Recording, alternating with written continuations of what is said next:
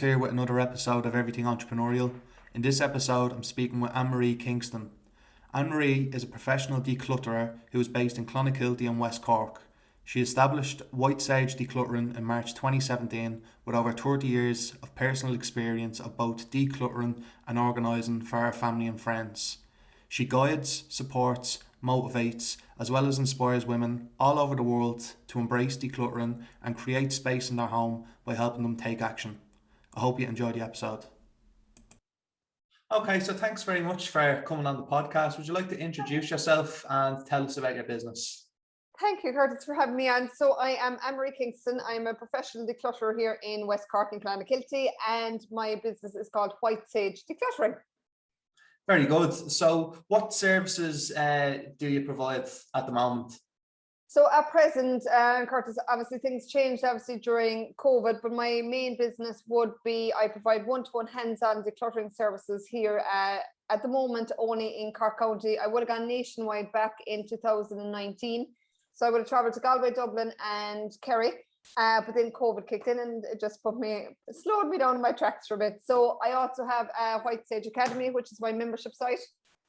So I have ladies all over Ireland joining me there, where I put in weekly training, and I'm there for support and motivation as they declutter. It's kind of a DIY, I suppose, membership that they do it themselves, but they have accountability and support from myself as a professional declutterer. That's brilliant. Now I want to get into this whole professional declutterer. How did you get into it? I'm super interested to find out about this. Do you know what? I just put a post actually on my Facebook last night. It happened when I was very, very small. Now I suppose I've been decluttering for I'm 41 coming next month. And I've been decluttering probably for the last 30 plus years. My parents, well, especially my dad, he would have been diagnosed with cancer in his leg back when I was 2. So his leg was amputated as a result. Then obviously my mum had to take on the family farm, and she would have gone through her own sickness as well when I was very small. So I took on the family, I suppose the household duties really, Curtis, from a very young age. And from there, it just kind of developed without even realizing, and even down through all my employment, down through the years, I would have finished up in the Bank of Ireland after 11 years service. But it was always said to me, oh my God, your house must be so organized, because everything literally was organized, the money, the cash box, everything. And when I was, I'd be asked then to, will you start out the safe, regards retention periods and everything like that. I was always the number one candidate, which was grand, because I have my own systems. I'm very organized, and I like having systems, really having everything in its place, really. So from there, then I suppose I left the bank, took redundancy, because again, the banking scene in Curtis was changing. The machines were coming in. They didn't want to see, I suppose, staff members, unfortunately. And I was trained the old-fashioned way. I was trained the old way that we knew Mr. Murphy and his family and his siblings and basically everything about them. And I'd been transferred a good bit it was nothing personal or anything like that, but they'd see you on the map basically above in, say, the regional office and where I was located. It looked like West Cork. Curtis, if you've ever been down to West Cork is very, very vast. It's grand looking on a map, but when it comes to going the road, it's a different ballgame. So from there, then took redundancy, and then I found I was pregnant with our first child. So we have three kids here. So Ryan is 8, Quiva is 6. And baby Cara, who is alongside me here, is 6 months. So Quiva, I think, was about Cara's age. She got down for a nap. And I was thinking, going back, I suppose, Curtis, to back to work. Would I go back to the financial sector? I wasn't too sure. And then went up anyway. I had to clear out our walk-in hot press. So I would have moved into my husband's family home here in Clonakilty. And again, I'm all about utilizing your existing rooms, your storage and everything like that. And you don't have to bring a lot of cost on yourself. So John's, our hot press basically is like your ordinary hot press shelving, but it's wall to wall. It's a full length of a room. And went in there starting out, I remember it was Quiva's closed at the time. And then the light bulb went off, basically. I remember decluttering, and I was decluttering and I suppose I didn't know what the word decluttering was, because it was never heard of really until I suppose Marie Kondo came out. And from there then decluttered, and I was like, oh, and I got a different buzz off it. No, Quiva had gone down for a nap, and I was decluttering, happy out, and I was like, oh my God, I was like, the sign, if I didn't get signs from the universe there and then Curtis. So I was like, oh my God, I'm going to become a professional declutterer. And I remember running down to the office, Googling a professional declutterer, business names, everything like that. When I think back, this is crazy.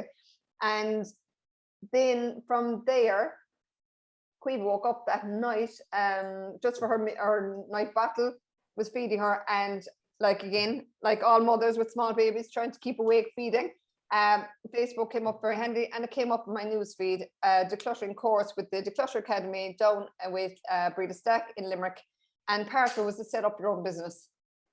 And from there, then the rest is history. I signed up. I remember ringing Breda. Yeah, I rang Breda. It's the next morning. She probably wasn't even out of bed, I'd say. I remember I was downtown in the post office in Clonakilty, and I was like, oh my God. And just telling her, and she goes, oh my God, I'm right. She goes, you're actually the perfect candidate for this course. And because she was very select, like who was suitable for it, because, and I never dreamt, Curtis, I suppose, of setting up my own business. I always wanted to do something that really brought joy to me and passion. And I loved decluttering, and clutter, the more clutter, the better for me. And then the key then is putting in the systems to maintain it. So from there, then I did a 12-month intense decluttering course, and I was qualified as a professional declutterer back in February 2017, which feels like a distant memory at this stage. So I'm nearly 5 years in business coming. From March, I would have set up my business, my one-to-one business, but my business has changed so much, like Curtis, in that time. I was started off with half-day sessions and full-day sessions. That was it. But I knew kind of within, say, like a few months of working with clients here, and I started off again in West Cork, and then it went to Cork, it went to Munster, it went nationwide, and from there, then I knew that clients needed more support from me, because it wasn't just one area; it was a whole house that they needed decluttering. So that's where I brought in. Brought in programs, decluttering programs. Yeah. So I do 3-day, 6-day, and tailor my packages to suit my clients' needs. That's brilliant. That's absolutely brilliant. I'm wondering, because you grew up on a farm, I'm wondering, did you learn any skills looking at your father or your mother managing the farm that you could take into starting your own business? Because you mentioned you never really had an idea of running your own business, but then you had this passion of decluttering and you wanted to provide a professional service. So did you lean on anything that you've seen, like growing up, that you could bring in with you? I suppose, like, probably my parents were like great role models down through the years, because they were always kind of coming up with different, ideas. Like, we would have been dairy farmers, and then, like, back then, like, it was kind of like just spring milking, so you would, like, the cows would dry up for the, say, coming into the autumn winter time, and then they would be calving down then in spring, and we would have then, like, during that quiet period, we would have supplied turkeys, done turkeys for the hospitals in, like, the Bansecure in Cork and different places. So, like, that was another stream of income, like, for us coming in. So I suppose that would have been, and I never thought of that, actually. Good question. Yeah, so I suppose from that, you're always going to think, I suppose, a business, you're always going to think you have new ideas and fresh ideas and different approaches and everything like that. So, like, yeah, definitely I would have picked up different things from them growing up as a child. And again, I was an only child, you say, because I was the only, so that was the other side. Like, as an only child, I suppose I had to take on, I suppose I'd kind of grow up kind of fast in a positive way. But you just kind of have to get on with it. And, like, so that's why I suppose I was always doing stuff. I wasn't one for sitting down. I was always kind of doing some planning stuff. Next job, next task, tick it off the list and move forward. Very good. And how do you find managing all the other aspects of your business? I know you're obviously a professional at the service that you provide, but what about the sales, the accounting? Like, did you have to manage that yourself at the start? Did you struggle anywhere? Yeah. No, I suppose what I did probably from I suppose within 6 months, I would have taken on a business coach here, Sarah Leather, who's a great friend of mine. So I would have worked with her, I suppose, over the last kind of 4 years. So, like, she was there for great support for mindset work and everything like that. And just, I suppose, realizing that you could outsource different parts of your business, say, like, even like if it was your newsletters. Now I do, I suppose, a lot of it myself, but, like, I have 2 ladies that help me virtually, say, with, like, the admin side of things and the accounts, which is great. It's one job less for me, and I'm hoping again, like, to be delegating more jobs as I go on to my virtual assistants. Yeah, and are you always kind of looking to kind of further develop your own skill set where with decluttering? Like, is there new kind of ways that you can reorganize things, or is it kind of, it depends on what house or what home or what room you go into? You kind of just base your organizational skills on whatever room you're in. Yeah. So like, I suppose I have been compared to Marie Kondo, I suppose, now, who is the Japanese organizer of the world, for years. And I don't do, and the funny thing is that now I'm very grateful to be compared to her, but I don't actually use her techniques.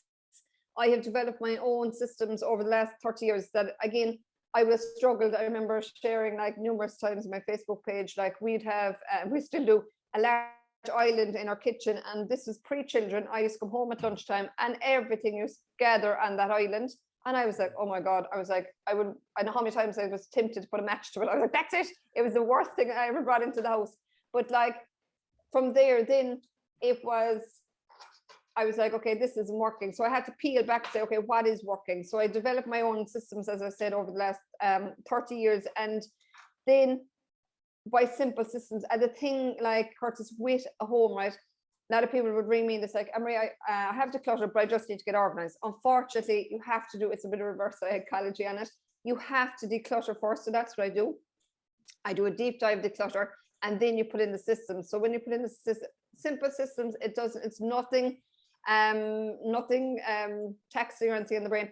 Very simple things. It could be little baskets. It could be like, I put a white bag in the back of the door for the laundry, keeping the laundry and getting clothes out as soon as you can if they're not being used, or if there's holes in the socks and things like that. But keep you on top of it. And that's, I suppose, that's the service I offer, is that once I go into a client's home, they can maintain it for life, because decluttering, Curtis, is a continuous cycle. It never stops. You must remember the stuff coming in all the time. Like, you've online shopping, you're buying like locally, like if it's food shopping, whatever, like that.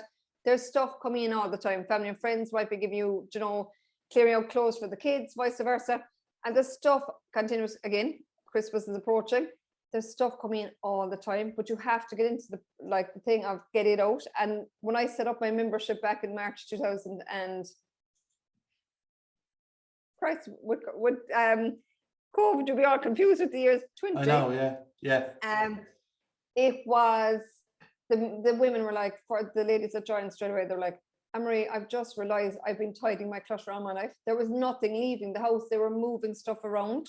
I get you. And that was a big shift for my clients, because they're like, oh my God, Anne Marie, all I've done in literally, and I've been talking about this for so long, that, it has to leave your house. And I'm all about like getting the clutter out of your house within, say, kind of 12 to 24 hours max. Otherwise, all you're doing is undoing your hard work that you've done already.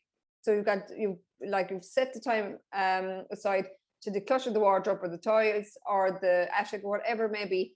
And then someone comes back pre-COVID, and that black bag is thrown back into the utility or the dump room, and you're back to square one. And it's like, thick. Okay, yeah, I've definitely restarted again. And that's what comes up for all my clients. They're like, because we come across these black bags in the corners, and they're like, look, it never got there. Or a lot of people don't realize, and I suppose I'm all about re-educating people. A lot of people don't realize what the charity shops take, or they're kind of say, they'll kind of procrastinate. Oh, Anne Marie, there's a button missing off that coat. I can't get that in until I find the button. And I'm all about just get it out. Just don't, like, that's another part of the clutter building up. It's more procrastination. So you have to keep moving forward with it. And that's what I do. I'm there to guide and support and motivate my clients, both online and with my one-to-ones. Yeah, that's like, I'm really seeing the true value of the service that you're providing, because it's really a life skill as well that you're helping with your clients. Like you said, you don't just go in and declutter once. This is a consistent thing that will happen throughout someone's life. You're also helping them. You're helping charities. You're helping get donations to charities and stuff, and they could even fucking sell their stuff online on Facebook or whatever as well. So that could be a little revenue stream for them as well. Oh, absolutely. Like, I'm always saying, I suppose it's 5 to 6 destinations that your clutter has to go to. And when I was doing my training, Curtis, and I share this with all my clients, like, the last part of decluttering is letting go. So you're physically taking the stuff to the charity shop. And I remember at the time we were told part of our training was not to take away the clutter. That's up to the client. And a good friend of mine and client of mine came back, Claire, said to me, Anne Marie, I would have paid you anything to take my clutter away. Now, she'd only a small bag at the time. I would have done a half-day session with her. And I was like, I said, really? straight away I was like, okay, I put it up in my program. I was like, okay, clutter removed on the same day. And they're like, oh my God, you're taking away my clutter. And I absolutely love it because I'm sorting out, like I'm boxing everything up. Okay, that's for charity, that's for recycling. So I have my systems again in the car. So that's taken away. So basically I transform a space in a day, the clutter is removed, and I have systems in to maintain it. So like it is an amazing, if I must say so myself, it's an amazing service, because it, like, I suppose a lot of it happens, like, Joe, a lot of people ask me, how did my clutter build up, Emery? Sometimes it could be so simple, because Curtis, we were having a quick chat about our small people in our house, but it could be the arrival of a new baby into the house. And again, like, it's like, oh my God, because there's so much comes with them. It could be, again, it could be sickness in the house. There could be maybe someone died, a tragedy. Selling house, it could be up selling, they could be downsizing, empty nesting. There is so much. Or sometimes it could be just a busy mom, like many of us, who are trying to be everything. So there is school drop-offs, there's this, that, and everything. There is school, after school activities, and just things just get you just run away with it, and you just can't keep up to it.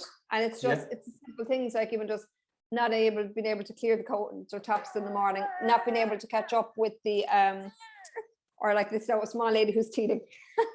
She's most soon baby going. Oh yeah. So like that, it's just, there's so many elements, and a lot of people don't realize that there's so much part of clutter, like that it starts as a small seed. It could be even changing. Like, I remember a client of mine would have changed job, moved county, and had a baby, and kind of got married, and kind of, all in maybe 2 years. And it was very overwhelming. So I suppose that's what happens with my clients. They get very overwhelmed. They don't know where to start whatsoever with it.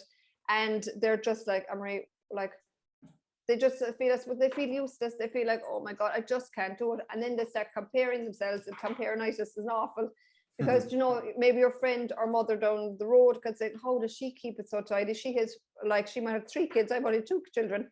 And I suppose we do compare ourselves, and we feel, then we're like, oh, I just can't do it. And I suppose clients then reach out to me, and they're like, I just need someone to be there with me, to support me. And that's what I do. So basically we roll up the sleeves, Curtis, together, and we tackle the areas that they want done. That's brilliant. So if there was anyone looking for your services, where's the best place to find you? So where my usual haunt, where I hang out, is on Facebook at White Sage Decluttering, as well. I'm on Instagram as well at White Sage Decluttering, and as well I'm Anne Marie Kingston on LinkedIn. Brilliant. Well, once again, thanks very much for having a chat with us, and I wish you all the best, and we'll keep in touch, Ari. Perfect. Thank you, Curtis. Now, there we go. There, done and dusted.